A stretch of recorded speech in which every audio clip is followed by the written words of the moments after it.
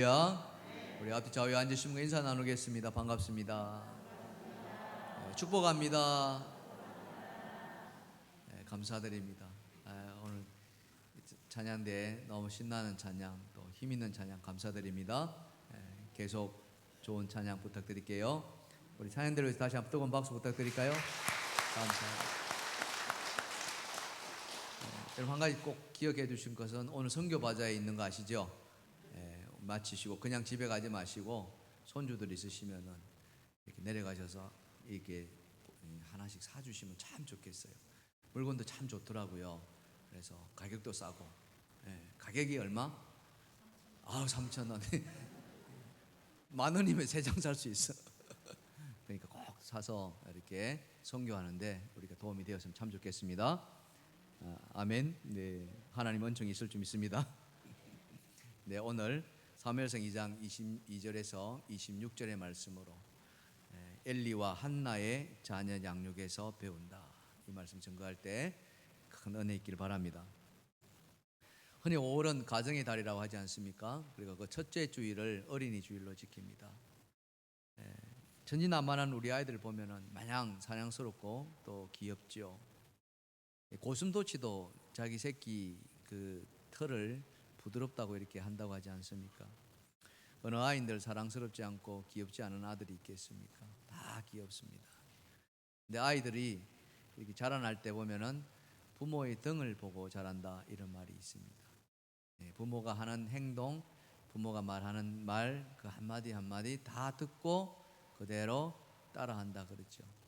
그래서 아이들 앞에서는 어른들이 싸우지도 않는다, 이런 이야기도 합니다. 도로시 롤테라는 아동 전문 교육가가 계셨습니다.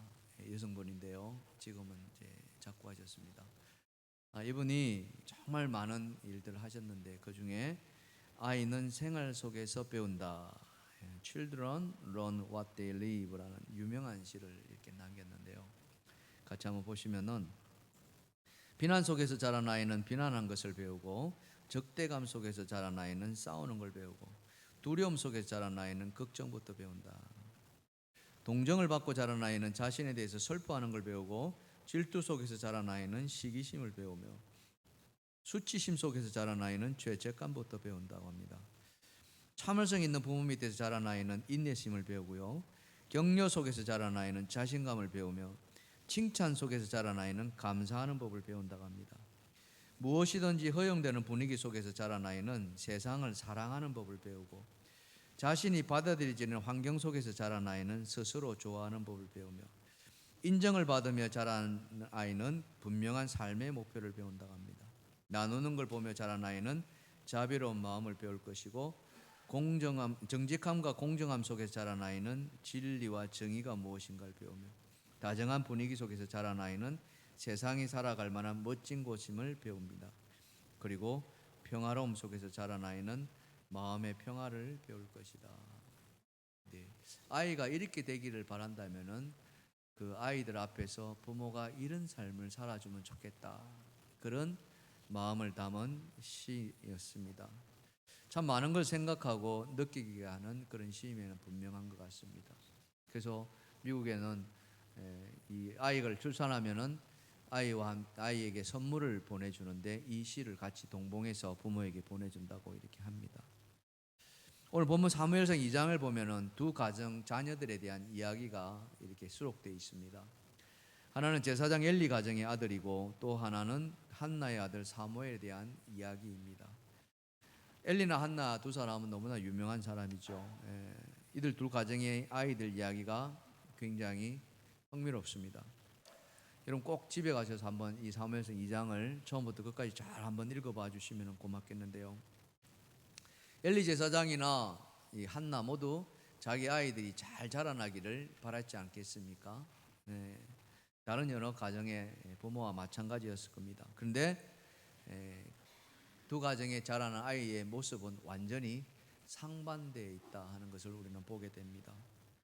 간단히 말씀드리면 엘리 제사장이기 때문에 더 잘 자랐을 것이라고 우리가 생각할 수 있습니다만은 사실은 그렇지 않았습니다. 정말 창피하고 부끄러운 그런 삶을 살았던 거죠. 그에 반해서 한나의 아들 사무엘은 하나님과 사랑 앞에서 은총받았다, 이렇게 성경은 기록하고 있습니다. 도대체 어떻게 양육했길래 이런 차이가 났을까? 이걸 우리가 한번 생각해 봤으면 좋겠어요. 특별히 이 어린이 주일에 우리가 자녀들을 두고 있지 않습니까? 어린 자녀도 있을 것이고 또 손주, 손녀들도 있습니다. 그런 아이들을 보면서 우리가 한 번 정도는 생각해 보는 그런 시간이 되었으면 참 좋겠다 하는 거예요. 자, 먼저 그러면은 엘리 제사장의 자유 영역은 어땠을까? 자, 한번 읽어 보실까요? 시작. 왜곡된 사랑으로 자식을 망치게 하였다. 참 부끄러운 이야기죠, 사실은. 제사장의 자녀가 왜곡된 사랑으로 인해서 망쳤다. 굉장히 부끄러운 이야기인데 성경은 그것을 하나도 그러지 않고 자세하게 기록하고 있어요. 여러분, 우리 속담에 이런 거 있지 않습니까? 미운 자식 어떻게 해요? 떡 하나 더 주고, 거꾸로 고운 자식 매 하나 더 든다, 이런 게 있지 않습니까? 그죠? 이 말은 우리나 서양이나 별 차이가 없는 것 같아요. 이스라엘도 마찬가지입니다. 잠언서에 무슨 말씀이 있느냐? 자, 잠언서 13장 24절 같이 읽어봅시다. 시작.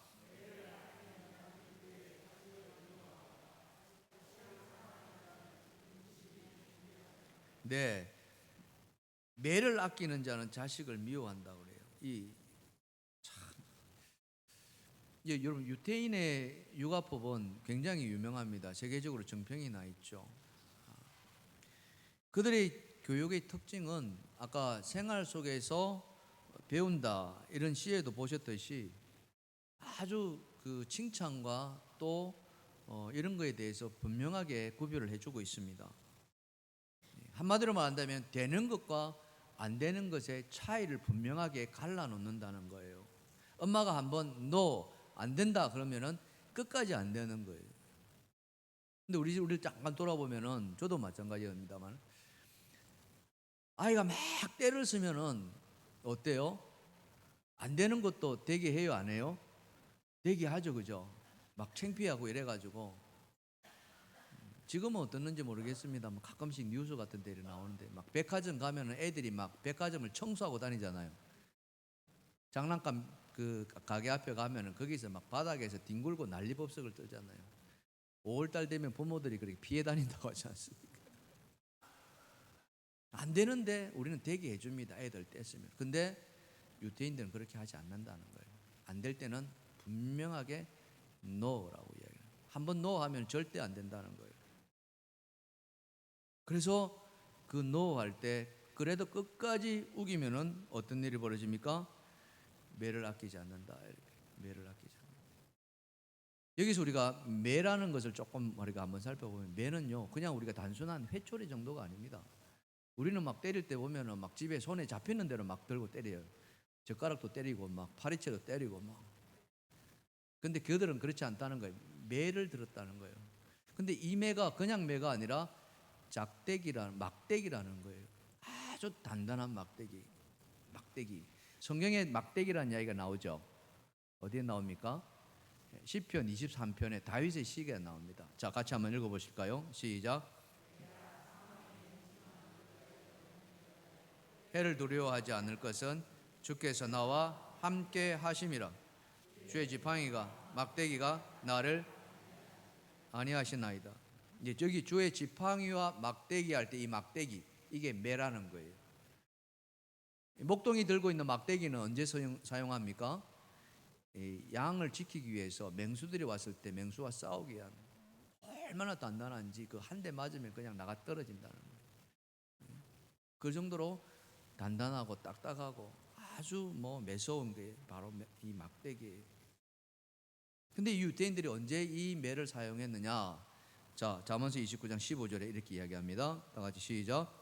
채찍과 꾸지람이 지혜를 주거늘 임의로 행하게 버려둔 자식은 어미를 욕되게 하느니라. 예. 자, 이 말씀이 뭐냐면은 자식들 행동 하나하나가 누구와 연관지어진다? 부모와 연관지어진다. 밖에 나가서 아이들이 하는 행동이 그 부모를 높이기도 하고 또는 부모를 욕되게 하기도 한다는 이야기. 그래서 그거에 대해서 아주 철저하게 엄격하게 가르쳤다는 겁니다. 우리 전주 지역은 이런 곳이 그렇게 흔치 않습니다만 서울만 가더라도 이런 표를 붙은 식당이나 카페가 상당히 많이 있습니다. 뭐냐 하면은 잠깐 보여주실까요? 노키즈라는 표가 붙어 있는, 들어가는 입구에 저런 게 붙어 있어요. 이게 뭐냐면은 아이들 들어오지 마라 이야기입니다. 아이들 이 식당에 들어오지 마라. 아이들 데리고 이 카페에 들어오지 마라 이야기. 왜 그러냐? 아이들이 들어와 가지고 엉망진창 만들었다는 거예요. 다른 손님들에게 피해 준다는 거예요. 그래서 하도 안 되니까 궁여지축으로 만든 게 아예 그런 손님은 안 받겠다. 애들 데리고 오는 손님은 정말 미안하지만 안 받겠다는 거예요. 이해가 되시나요? 네. 우리 가끔 이렇게 보면 식당에서 아이들이 막 뛰어다니는 아이들이 있습니다. 그죠? 그러면 애들이니까 그럴 수 있겠다. 용납합니다. 근데 문제는 사고가 터졌을 때 문제예요. 아이들이 가다가 다치거나 또는 막 뜨거운 곳에 막 엎지른다거나 또 남의 사람이 앉아있는 손님들한테 불편을 주는 경우가 있다는 거죠. 그래서 이런 노키즈 카페, 노키즈 식당 이런 것들, 이게 뭡니까? 부모들이 그걸 잘 못하게 만들어야 되는데 부모들이 안 한다는 거예요. 그냥 냅둔다는 거죠. 왜요? 애들 다 그렇잖아요. 이렇게 하는 거예요. 애들 그런 건 대수지 않습니까? 부모들 마음이 그렇다는 거예요. 근데 유대인들은 그렇지 않다는 거죠. 애들인들 지켜야 할 질서는 분명하게 지킨다는 거예요. 법으로 그렇게 가르치고 있습니다. 근데 오늘 본문에 나오는 이 엘리 제사장의 아들들은 그렇지 않았다는 겁니다. 이 제사장의 아들들은 말 그대로 시간 지나면 자동으로 제사장이 되어 있어요. 자동으로 승계가 되어 있거든요. 또 종신제이고 죽을 때까지 제사장, 한 번 제사장은 끝까지 제사장이에요. 그래서 더 엄격하게 이 제사장에 대한 법을 가르쳤습니다. 근데 어찌된 영문인지 이 엘리의 두 아들만큼은 그렇지 않았다는 거예요. 어느 정도 그랬느냐? 자, 사무엘상 2장 12절입니다. 시작. 엘리의 아들들은 행실이 나빠 여호와를 알지 못하더라. 행실이 나빴다. 행실이. 이 행실이 나쁘다는 것은 어느 정도를 말하느냐 하면은 막대 먹을 정도다. 이렇게 막대 먹을. 여러분 막대 먹는다는 거 아시죠? 막대 먹는 거. 내놓는다 이렇게. 다른 성경에서 보면은 이 개역 개정 이전에 개역 한글에서는 불량자라고 번역했어요. 불량배였다. 또 공동 번역에서는 망난이라고 이렇게 번역했어요. 이 행실이 나쁘다는 거예요. 그러니까 이 엘리 제사장의 아들들이 망난이었다는 거예요. 막 떼먹었다는 거예요. 그게 어려서부터 그랬다는 거예요. 어려서부터. 자, 사무엘상 2장 17절입니다. 시작. 이 소년들의 죄가 여호와 앞에 심히 크면 그들이 여호와의 제사를 멸시하며, 여기 보세요. 소년들의 죄라고 이야기합니다. 그러니까 엘리 두 제사장의 아이들이 어렸을 때부터 여호와 앞에서 어마어마하게 큰 죄를 지었다는 거예요. 아이들이 지으면 얼마나 크게 짓겠습니까? 그런데 그렇지 않았다는 거예요. 정말 심각해. 멸시했다는 거예요. 하나님 여호와 제사를 멸시했다. 이 사무엘상 2장을 이렇게 살펴보면 그 멸시한 내용들이 나옵니다. 특히 고기 삶는 이야기 가지고 이렇게 이야기를 하는데요. 이 말도 안 되는 그런 일들을 벌입니다. 사무엘상 2장 15절과 16절인데요. 같이 한번 보실까요? 제사장에게 구워드릴 고기를 내라. 그가 내게 삶은 고기를 원하지 아니하고 날 것을 원하신다 하다가 그 사람이 이기를 반드시 먼저 기름을 태운 후에 네 마음에 원하는 대로 가지라 하면 그가 말하기를 아니라 지금 내라. 그렇지 않으면 내가 억지로. 이 제사장 아들이 지금 이렇게 하고 있다는 거예요. 자기 마음대로 하는 거예요. 여기는 그런 분 안 계시리라 생각합니다만 아버지가 사장이면 아들도 뭐예요? 아들도 사장이다 이렇게 돼버린다. 마음대로 해버린다. 지금 그런 모습을 이 엘리 제사장 아들들이 보여주고 있는 거예요. 그렇다면 왜 이처럼 망나니 짓을 했을까? 이게 중요한 물음 아니겠습니까? 특히 어린 나이에도 그것은 바로 가정에서 가정교육이 문제가 있었다는 거예요. 그 외에는 달리 설명할 길이 없는 거예요. 가정교육의 문제.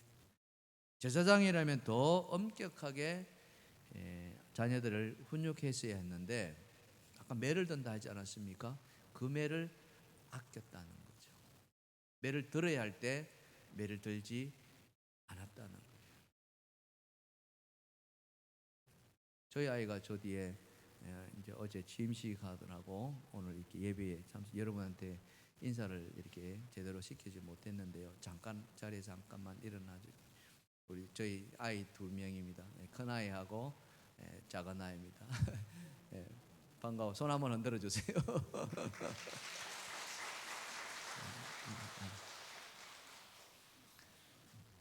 네, 딸이 큰 아이고 키가 좀 작지만 아들이 둘째인데 연년생입니다. 지금 대학 졸업해가지고 둘 다 직장 생활하고 있습니다. 참 너무 감사하죠. 너무너무 고맙고 저 아이들이 중학교 될 때 제가 목회를 시작 이렇게 해가지고 참 많은 고생을 많이 해서 그 생각하면 제가 정말 미안하고 그랬는데 둘이 잘 커져서 또 직장 생활 이렇게 하는 걸 보면서 제가 얼마나 고마운지 모르겠습니다. 근데 그 덕에는 절대 제 자랑이 아닙니다. 저희 아내가 진짜 어릴 때 5살, 4살 되기 전에 엄격하게 키웠어요. 지금도 그 우리 아이들이 기억해요. 아이들이 뭘 잘못하면요, 우리 제 아내는 꼭 아이 둘을 화장실 데리고 들어갔어요. 왜 들어간지 아시죠? 화장실 거기는 소리가 안 들려요, 밖에서. 그렇게 키웠더니 지 알아서 이제 잘 이렇게 커진 것 같습니다. 사실 제가 목회 시작하고 뭐 일어나고 정말 눈꽃 뜰 새 없이 목회에 매달리다 보니까 아이들을 어떻게 할 수가 없잖아요. 그럴 때 아내가 참 많이 도움을 많이 주었고 그렇게 했던 게 너무너무 감사해요. 이 자리를 빌어서 그 고마움을 전합니다. 네. 자랑 아닙니다. 오해하지 마십시오. 자랑하면서 자랑 아니다 이렇게. 근데 이 엘리 제사장 집에는 지금 엘리 제사장의 아내 이야기가 한 번도 등장하지 않습니다. 엘리만 이야기를 하고 있어요. 그것은 뭘 말할까 깊이 한번 생각해 보게 되는데 사실 제사장이라는 게 얼마나 바쁩니까? 여러분 구약의 제사장은요 아침 저녁으로 매일같이 번제를 드려 상번제를 해가지고 매일같이 짐승을 잡아서 그 짐승의 피를 뿌리고 그 짐승의 가죽을 벗기고 태우고 눈꽃 뜰 새가 없이 바쁜 사람이에요. 그럼 그 자녀들의 교육은 다 누구의 몫이 들어갑니까? 아내의 몫으로 다 들어가게 돼 있어요.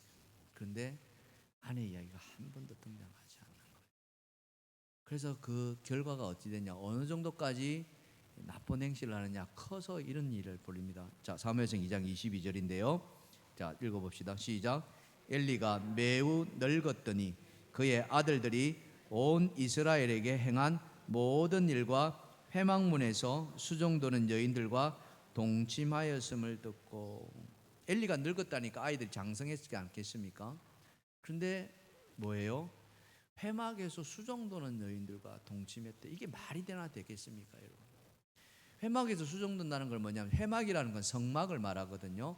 이 성전이에요. 성전 짓기 전에 성막. 거기에서 이 제사를 위해서 성막에 봉사하는 그런 여인들이었습니다. 어제도 저희가 취임식과 임직식 했는데 우리 서신도인님들이 많이 나오셔서 정말 고운 한복들 입고 손님들 맞이했습니다. 이 자리를 위해서 다시 한번 고마움을 전합니다. 감사합니다. 박수 한번 쳐드릴까요? 너무너무 애쓰셨어요. 어제 막 손님이 미어 터졌어요. 정말 이 자리가 꽉꽉 채웠어요. 그리고 모자라서 2층에도 채웠는데 저는 그걸 보면서 아, 우리 교회가 이렇게 채워지리라 믿는다 그런 마음이 생기더라고요. 할렐루야. 그날이 올 줄 믿습니다. 그렇게 기도하십시다. 될 것 같아요. 그런 교회를 위해서 애쓰는 여인들을 불러다 놓고 이 아들들이 망나니 짓을 한 거예요. 이게 동침했다고 이야기하는데 이게 원해서 했겠습니까? 여러분 생각해 보세요.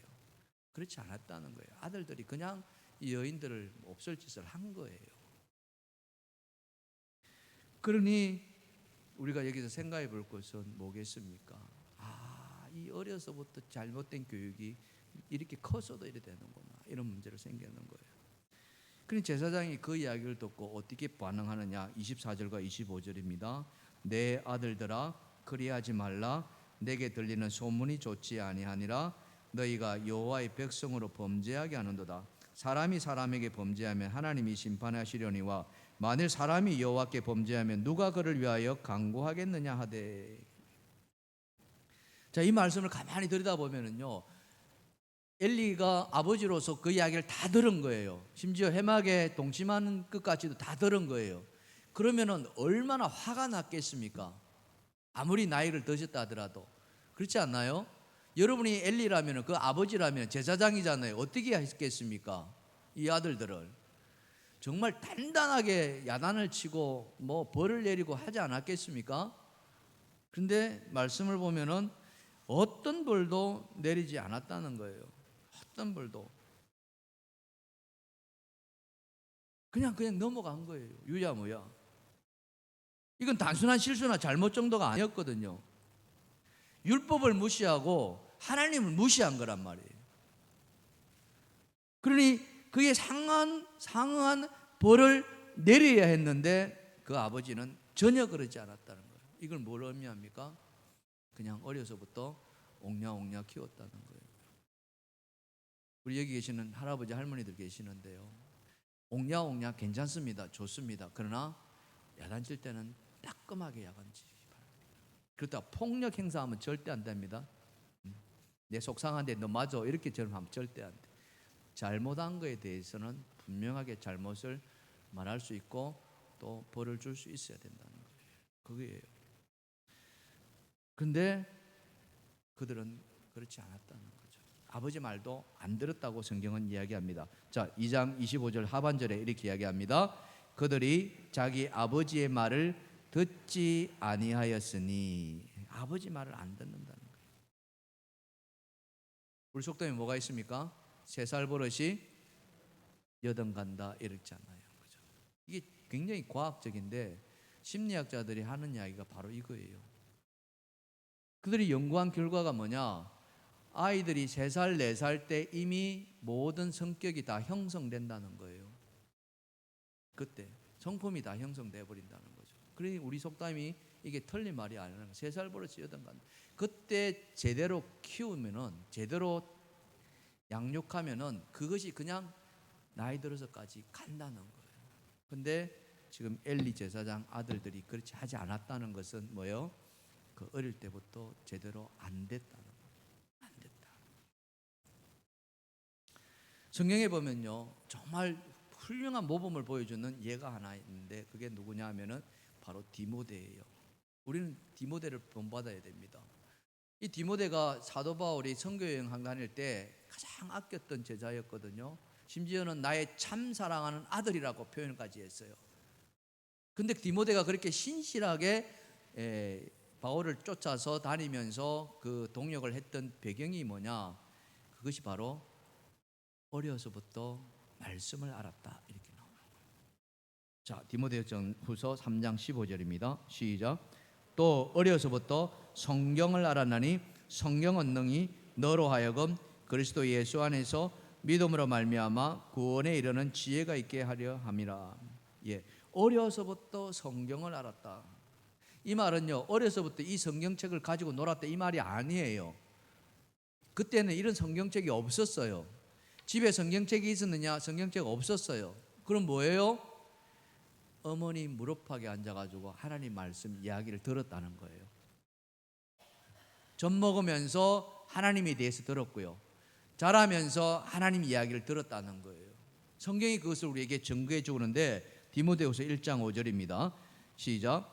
이는 내 속에 거짓이 없는 믿음이 있음을 생각함이라. 이 믿음은 먼저 내 외조모 로이스와 내 어머니 유니게 속에 있더니 내 속에도 있는 줄을 확신하노라. 예. 바울이 지금 이 이야기를 디모데에게 해주는 거예요. 야, 너를 보니까 네가 진짜 신앙이 좋네, 믿음이 정말 좋네. 근데 그것은 너에게 있었던 것은 바로 네 엄마 로이스와 네 외조모, 그러니까 할머니 로이스와 네 어머니 유니게 속에서 내가 그걸 보았다 이렇게. 그러니까 외할머니의 신앙이 그 어머니에게 전달되고 그 어머니의 신앙이 누구에게요? 디모데에게 그대로 고스란하게.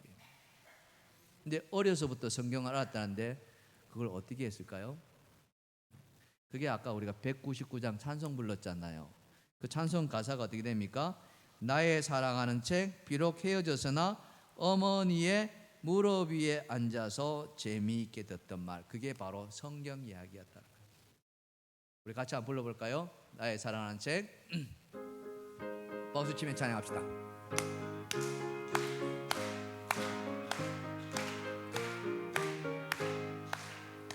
나의 사랑하는 책 비록 헤어 어머니의 무릎 위에 앉아서 재미있게 듣던 말 그때 일을 지금도 내가 잊지 않고 기억합니다.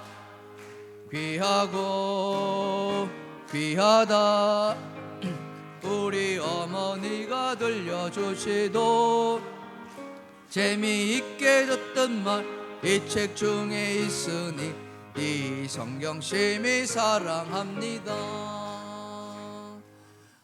어머니가 들려주시던 그 이야기, 하나님의 이야기, 예수 그리스도의 이야기. 아멘. 그 신앙이 디모데에게 고스란히 전달됐다. 우리 이 믿음 좋은 분들이 한 번씩 나와서 간증하는 이야기 중에 하나가 그런 거 아닙니까? 제가 어려서요 어머니 손 붙잡고 새벽기도 갔던 것이 오늘 저에게 있게 한 원동력입니다.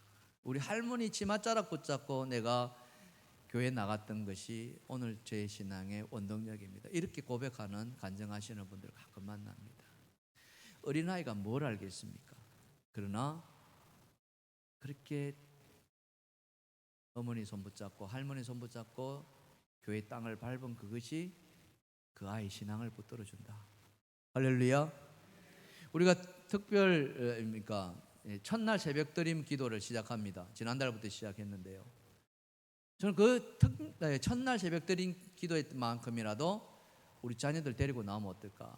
코로나 때문에 좀 염려하시는 분들인데 이제는 코로나 대부분 염려 끝난 거 아닙니까? 정말 다른 나라 모르더라도 그 달에 첫날 새벽기도. 그래서 아이들이 자라고 나서 매달 첫날 새벽기도는 내가 엄마 손 잡고 교회 나갔구나, 새벽기도 나갔구나, 이거 기억하게 해주라는 거예요. 저희 마음 같았으면요 그 아이들 다 데리고 나오십시오. 내일 다 그 아이들 안수해 줄 거예요.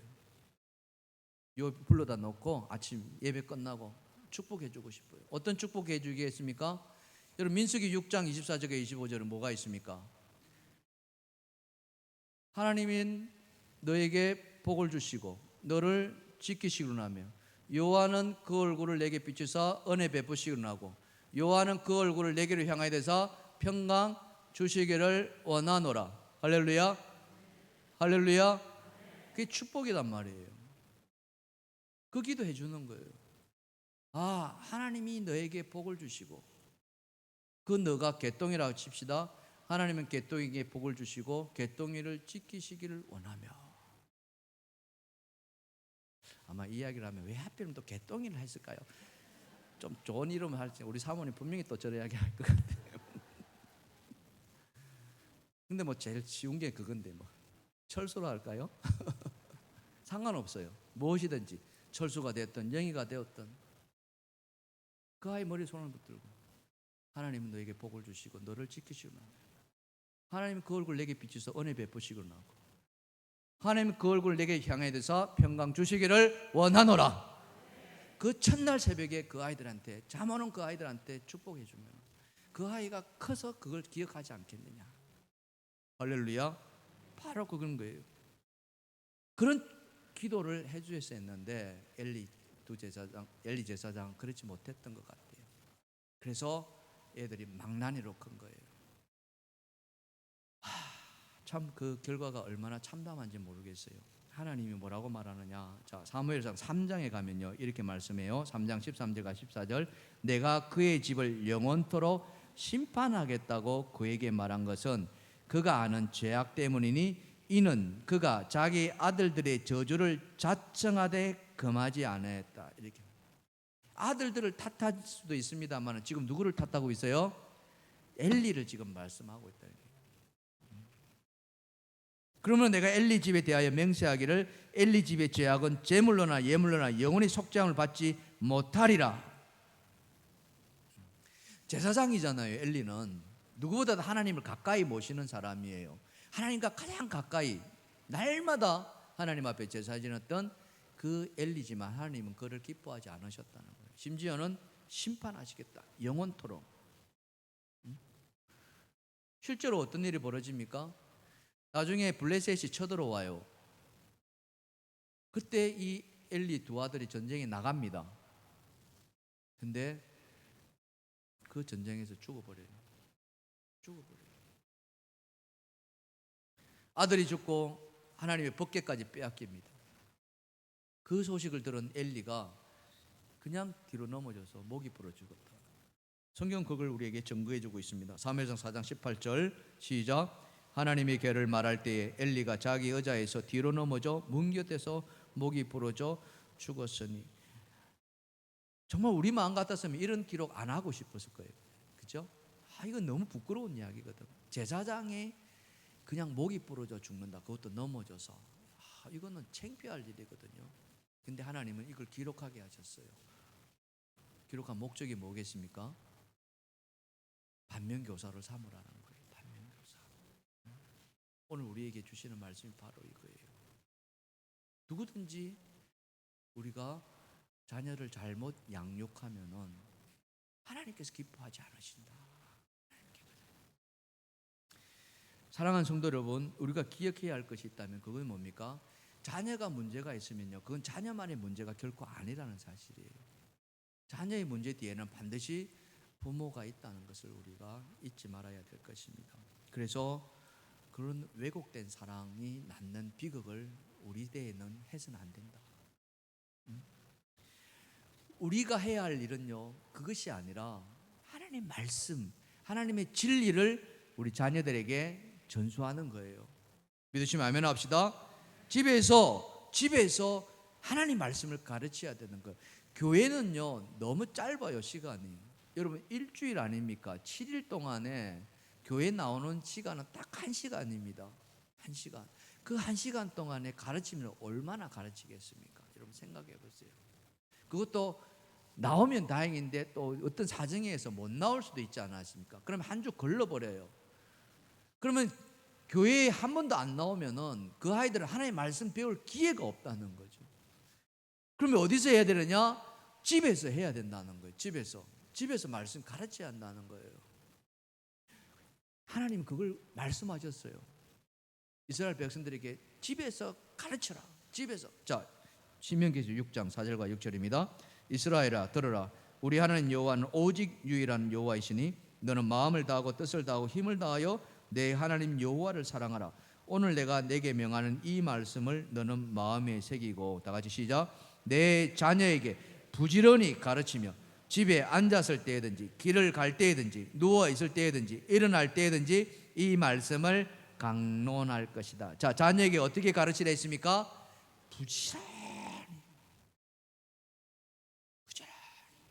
집에 있을 때든지 길을 갈 때든지 뭘 하들 든지 자녀에게 말씀을 가르치라.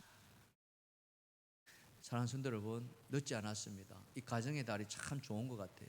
다시 한번 우리가 이런 것을 기억할 수 있다는 게 얼마나 감사한지 모른다. 하나님 우리에게 주시는 또 다른 축복의 선물인 줄 믿습니다. 어린이를 주신 것은 정말 하나님 주신 축복이에요. 그 아이들을 정말 하나님이 기뻐하시는 아이들로 우리는 길러야 됩니다. 바빠서 그러지 못했다, 괜찮습니다. 지금부터라도 해야 됩니다. 우리 손주들이라도 그렇게 해주면 참 좋겠어요. 저도 어릴 때 생각해 보면 못 살았기 때문에 부모들이 늘 밖에 나가서 일했습니다. 그러니 제대로 이렇게 양육 안 되었습니다. 참 감사하게도 그래도 저를 하나님께서 생각해 주셔서 이렇게 주의 종으로 삼아 주시 얼마나 감사한지 모르겠습니다. 하나님의 축복이 너무 감사드려요. 지금부터라도 우리 어르신들 우리 손주들 보면서 하나님 말씀 조금씩이라도 들려주시는 그런 여러분 되시기를 주님으로 축원합니다. 축원합니다. 자, 그에 반해서 한나는 어떻게 했을까? 이거예요. 한나. 예? 한나는 다 같이 시작. 믿음의 기도와 헌신으로 양육했습니다. 바로 이거예요. 한나에게 가장 우리가 생각해야 할 것은 기도하는 어머니였다. 따라합시다. 기도하는 어머니였다. 자, 그럼 거꾸로 하면은 내가 어떻게 해요? 기도하는 엄마, 아빠, 할머니, 할아버지가 되면 된다는 거죠. 믿으시면 아멘 합시다. 그랬더니 어떻게 해요? 오늘 본문 마지막 절 사무엘상 2장 28절 시작. 아이 사무엘이 점점 자라매 여호와와 사람들에게 은총을 더욱 받더라. 아멘. 아멘. 네. 사람에게 칭찬받고요, 하나님께 은총 받는 것, 이보다 더 큰 기쁨이 어디 있겠습니까? 저는 이 자리에 계시는 여러분의 가정이 그런 가정이 되기를 주님의 축원합니다. 여러분의 손주와 여러분의 손녀들이 또 여러분의 자녀, 아들, 딸들이 정말 하나님의 은총 받는 자녀가 되기를 주님의 축원합니다. 사무엘이 어떻게 얻은 아들입니까? 한나에게 원래 자식이 없었어요. 근데 본인나로부터 어마어마한 모욕을 당하지 않습니까? 수모 당하거든요. 어떻게 해요? 애도 못 낳는 여자다 이렇게. 그러니 이 한나의 마음이 어때요? 찢어지는 거예요. 그래서 하나님 앞에 기도하는 거예요. 어떻게 기도했느냐? 통곡하면서 기도했다는 거예요. 통곡. 자, 사무엘상 1장 10절입니다. 시작. 한나가 마음이 괴로워서 여호와께 기도하고 통곡하며 서원하여 이르되. 자, 보세요. 한나가 그냥 기도한 것이 아니라 어떻게 해요? 통곡하며 서원했다. 우리 새벽기도에 나오시는 우리 어르신들 보면서요, 저 너무 기도할 때 힘이 나요. 막 나오셔서 그 새벽인데도 부르짖고 이렇게 기도하세요. 엉엉 우시기도 하고요. 어떨 때는 그래, 도대체 뭐 얼마나 속이 상하면 저러실까? 근데 우리의 삶을 돌아보면 그렇게 안 할 정도로 우리가 그렇게 녹록한가 이렇게요. 우리의 형편이 그렇게 녹록합니까? 그렇게 기도 안 해도 되나요? 그렇지 않거든요. 우리 자녀들을 위해서 얼마나 많은 기도가 필요하십니까? 그렇죠? 사랑하는 성도 여러분, 정말 하나님 앞에 부르짖는 여러분 되시기를 주님의 축원합니다. 축원합니다. 그렇게 통곡하며 서원했는데 어떻게 서원했느냐? 여종 나에게 아들을 주시면은, 이 여종에게 아들을 주시면 그 아들의 머리에 삭도를 대지 않겠다 이렇게. 삭도. 여러분 삭도 하니까 누가 생각납니까? 삼손 생각나잖아요. 머리에 칼을 대지 않는다. 그렇게 머리에 삭도 대지 않는 사람을 뭐라고 그래요? 나시린이라는, 구별된 자 이렇게. 구별된 자. 어마어마한 축복이죠. 한나가 그 사무엘을 그렇게 나시린으로 만들고 싶었던 거예요. 근데 여러분 그런 말 있잖아요. 서원하기 전에는 그렇게 할 수 있는데 서원하고 나면은, 아들 얻고 나면은 또 어때요? 마음이 달라지지 않겠습니까? 그죠?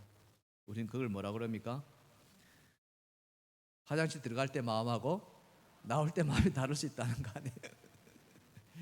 아들 얻기 전에는, 내가 임신하기 전에는 아들 주시면 뭐든지 제가 하나님 위해서 쓰겠습니다 이렇게 했는데, 아들 딱 얻고 나니 그 아들이 너무너무 사랑스럽고 너무 귀여우니까 하나님 드리는 거 잠깐 생각해 볼게요. 그러는 거예요. 한나도 얼마든지 그럴 수 있을 것 같아요. 충분히 그러고도 남았을 것 같아요. 근데 한나는 그러지 않았다는 겁니다. 한나는 젖을 떼자 말자 그냥 하나님 앞에 드려버렸어요. 하나님 앞에. 이게 바로 어쩌면 우리와 한나의 차이인지도 모르겠습니다. 엘리와 한나의 차이가 바로 이런 거예요. 엘리는 하나님의 말씀을 그냥 제대로 지키지 않았다는 거예요. 근데 한나는 하나님 앞에 서원한 것을 끝까지 지켰다. 그 젖을 뗀 나이, 젖을 뗀다는 것은 몇 살 정도 됩니까? 여러분, 저는 젖을 안 떼봐가지고 잘 모르겠는데 돌 지나기 전에 대부분 젖대지 않습니까? 좀 늦은 아이들은 돌 지나서 이렇게 그 어린 아이를 바치는 거예요. 야, 얼마나 그 엄마의 마음이 찢어졌겠습니까? 여러분 눈에 넣어도 아프지 않는다 할 정도 아닙니까? 근데 한나는 서원대로 그대로 지켰다는 거예요. 바로 이거예요. 그래서 한나는 그렇게 할 수 있었던 가장 큰 힘이 뭐냐? 그녀는 끊임없이 기도했다는 거예요. 끊임없이. 여러분 사무엘상 2장 1절에서 10절까지가 한나의 기도가 나옵니다. 다 읽을 수는 없습니다만 이렇게 이야기하고 있어요.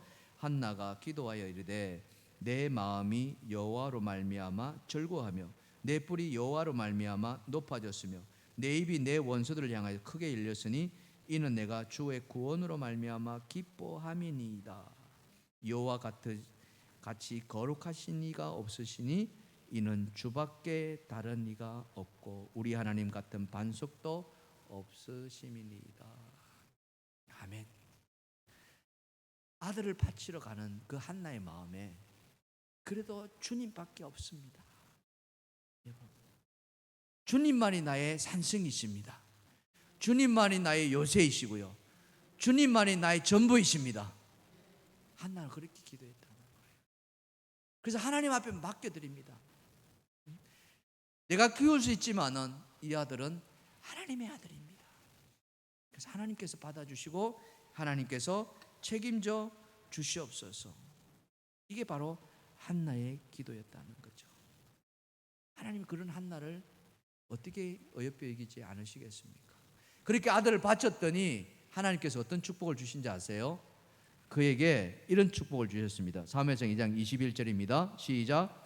여호와께서 한나를 돌보시사 그로 하여금 임신하여 세 아들과 두 딸을 낳게 하셨다. 할렐루야. 할렐루야. 바로 이거예요.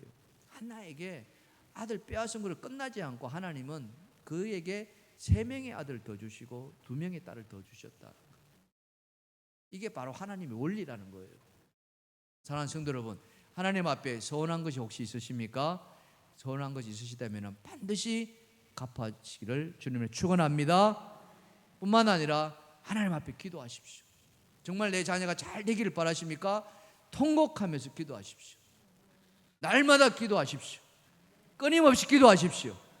그것만이 하나님이 여러분들의 마음을 들어주시고 여러분에게 그 소원을 이루어주시는 줄 믿습니다.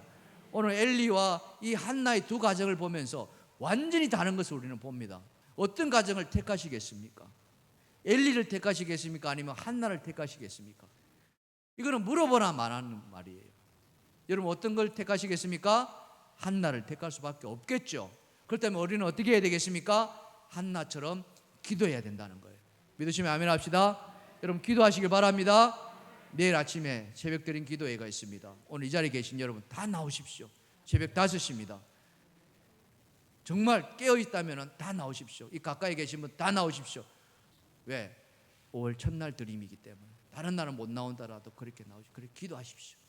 하나님께서 어떻게 축복해 주실 것인가 기대하면서 나오십시오.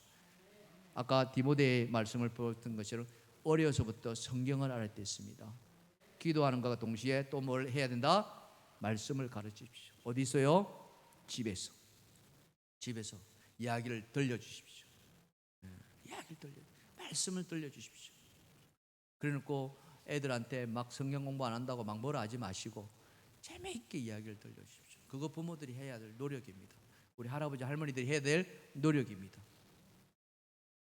그거 하신다면은 반드시 그 가정은 하나님께 지켜주시고 세워주실 줄 믿습니다. 세워줄 줄 믿습니다. 기도와 말씀 그리고 하나 더 있다면은 그것은 아이들이 훈육할 때 분명한 것을 가르치십시오. 되는 것과 예스와 노를 분명하게 가르치십시오. 안 되는 것은 절대 안 되는 것으로 그래야만이 그 집에 질서가 잡히고 그 아이들에게 규율이 생깁니다. 그러면은 세상 밖에 내놓더라도 전혀 걱정할 것이 없어요. 그러나 집에서 유야무야 안 되는 것도 되게 되면요 밖에 나가서도 똑같이 그렇게 되는 거예요. 이것이 우리가 이 가정의 달 어린이 주일을 맞이해서 우리가 생각해야 될 문제다. 사랑하는 성도 여러분, 우리 동일교회 모든 가정들은 정말 반듯하고 하나님이 기뻐하시는 그런 가정 되기를 주님의 축원합니다. 여호와와 사람 앞에서 은총받는 그런 가정 되기를 주님의 축원합니다. 자, 우리 나주님의 기쁨 되기를 찬양하시면서 봉헌하겠습니다.